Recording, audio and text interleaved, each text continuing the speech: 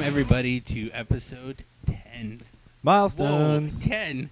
How did we get here? How do you count to that? I don't even know. You know, we couldn't have gotten here if it wasn't for you guys. We love you. I'm partial to even that one guy dislikes everything. I love everything we do. That guy's awesome. If it is one guy, maybe. It's actually me.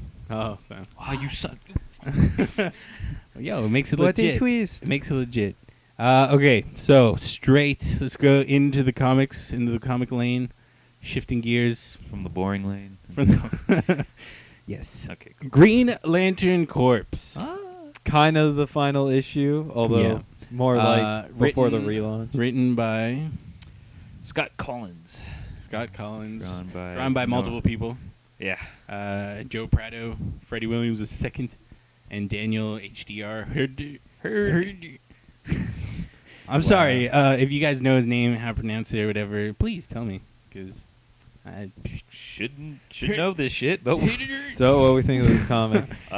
Pretty pointless. Yeah, it's a filler before the relaunch. Yeah, like you're saying, it's before the relaunch. It's like really. It looks like they're sort of just padding out things. So there's still some stuff to draw on with the relaunch, like with Sinestro being the Green Lantern and all that jazz. Yeah. But at the same time, still got to pad everything down. So it's like, hey, we're status quo.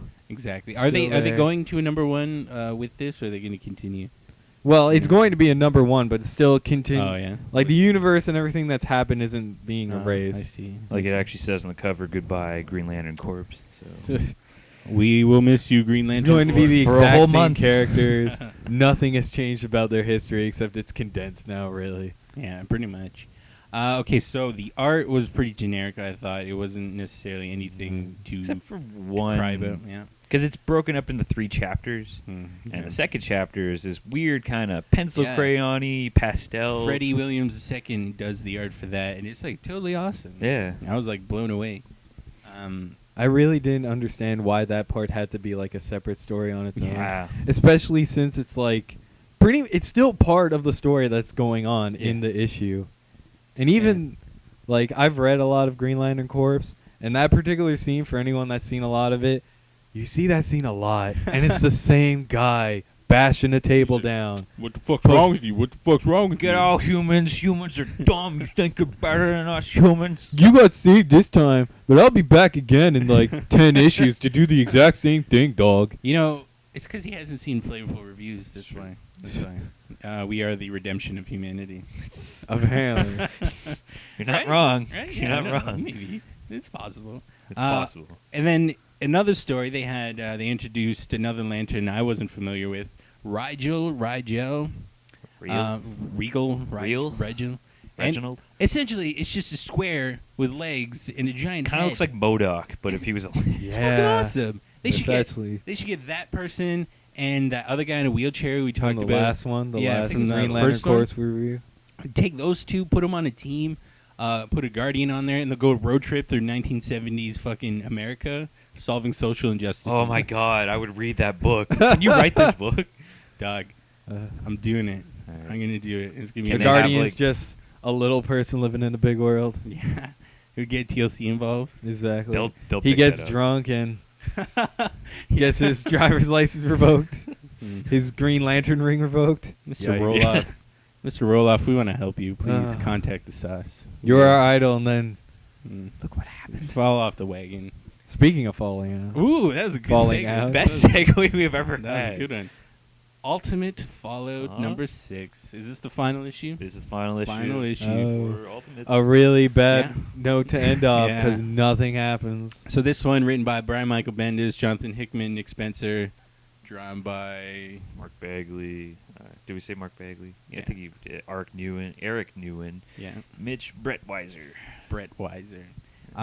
So this one, I mean, it has Captain America on the cover, but he does not show up like whatsoever, and they talk about him like once. Yeah, about him. And even leaving. then, that was like a reference to something that happened in one of the earlier issues. It was strange. But overall, yeah, like you're saying, it's not the highlights of the Fallout. Nick, you've been following it? Yeah, I've read all of them, and the first couple issues were great, and then it splintered off into having 3 or 4 writers and artists doing different chapters. fuck?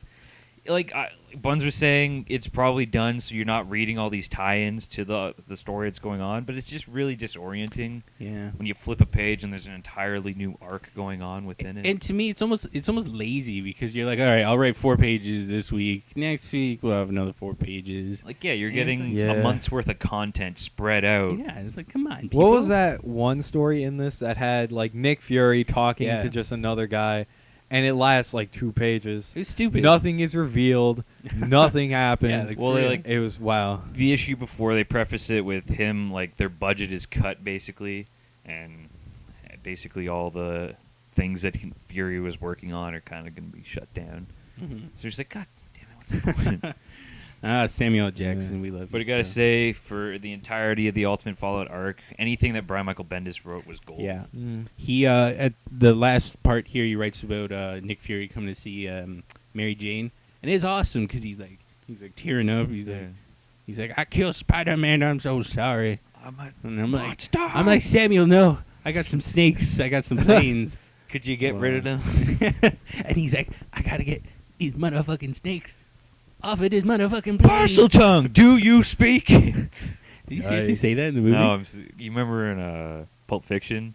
Yeah. Did you see Pulp Fiction? Yeah. It's a It's a terrible joke. You Yeah. suck. Wow. only I laugh. Like that joke has been done a million times. All right, so coming back to a million times, X-Men issue, Uncanny X-Men issue 542 by it's a Kieran Gillen. Best of the Gillen. bunch this week, I'd say. Greg Land draws it. It's a Fear Itself tie-in, and yeah, this one's pretty awesome. It's essentially just Juggernaut walking and people trying to stop him. Yeah, He And proves how unstoppable he is. It's fucking awesome. Is like 70. I'd say 70% of this book is a montage of different mutants, like Failing. X-Men mutants, like organizing themselves and trying different ways to stop the Juggernaut and failing. Yeah. My favorite is they ignite his blood, and instead of it killing him, he essentially becomes King Midas, but with fire. Yeah. He's And just everything- unstoppable, and he's on fire, lighting everything. Everything he touches catches on fire. It's fantastic. Unstoppable Juggernaut is Unstoppable Juggernaut plus fire. Plus fire, exactly. It's awesome to great. see this montage, but at the same time, it kind of leaves not that much actual story content. Right on. But it was funny because there's It's still awesome. like a subplot happening in the background, and then they're like, okay, let's get a writing team in here. Let's think of stupid ways we could try and stop the Juggernaut and fail. Okay, It's true. go. And there's like 17 different ones. It's great. They should have got Howard the Duck. Yeah. Yeah, he could have. The Rocket Raccoon. He could have helped. Galactus, maybe. Maybe Cricket could come in and do something. They're just getting everyone now. Yo, they could do possible. like a crossover, get the Zoo Crew involved. Yo, Zoo Crew's sick. Zoo Crew. All right. So also they go to stop the Juggernaut. They go to some the Crimson Cosmos, where the Juggernaut gets all his powers from. And they're like, "Yo, dog, Juggernaut's been taken over by someone else." And he's like, "What? This is impossible." He is mine. So he's gonna take away his powers, and then Colossus becomes the new Juggernaut, which is fucking Yeah. is sick. That's wicked, man. Yeah. Colossus, Juggernaut, the two different words for awesome, which is.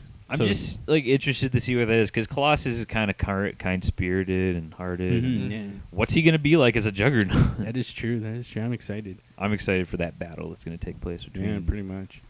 And I'm excited for this demon. This is the first time I've ever seen this demon. Obviously, I haven't been following X-Men too much, but This this looks like a crab person. yeah, it's like a giant crab. It's so awesome. DC, can we add him to the 70s road trip with the Green Lanterns?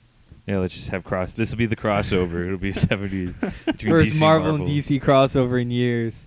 Be a road trip. Just I would, Alright, yeah, like, alright. and they go to Las Vegas and have a Fear and Loathing portion. Yeah. That'd be amazing. That'd be wicked. We're in Bat Country now. So what do you guys think of this book then? Pick it Pretty up. good. Yeah. I'd say so. Even if you haven't been reading it, which I haven't been reading it, I enjoyed it. So It's fun, and I kind of want to read the next one. Yeah, that's true. That's what a comic book should really do by the end of the Yeah. day. Awesome. So out of all three, Uncanny X-Men wins. Yep. Yeah. I Don't agree. buy the other two. No, buy Ultimate Spider-Man. I think just is read the better. Brian Michael Bendis parts because they're still they're Nothing- really good. I mean, Yeah. I don't know. Nothing was really revealed or anything really important in my mind. Yeah, Nick Fury You can knew skip Peter it. Parker's parents before he died. He was grooming him. Take the belt, be the champ. But Oh, Peter. Awesome. Anything else coming out this week that you had your eye on? Daredevil 2 comes out. Mark Daredevil Waid's 2. Daredevil 2. Ooh, Here comes pick Daredevil. it up. First one was That's so great. good, yeah. Yeah. Other a lot than, coming other than out. that, there's that Charlie Sheen one shot. Meh. We were thumbing through it Yeah. when we were at Stadium. It's Pretty ridiculous. I don't even know what to say. We might do a dramatic reading if you've been watching Maybe. those. He pulls a knife on his Ex-wife, wife, yeah. ex-girlfriend. Yeah. Fantastic. The fact that he sanctions a comic like that for himself is like, Whatever. fair. But yeah, no. Hashtag losing. Yeah. All right. So everyone, check that out. Check out Stadium's YouTube, which you're already on, Mm-hmm. and Clearly. check out Flavourful Sauce. And we'll see you How guys about next our week. new friends? Can we give them a shout? Yeah, we have new friends. Look at that. Two-headed nerd Comcast. They were pretty cool guys. They're cool Check them out. dudes. They gave us a shout out for a dramatic reading.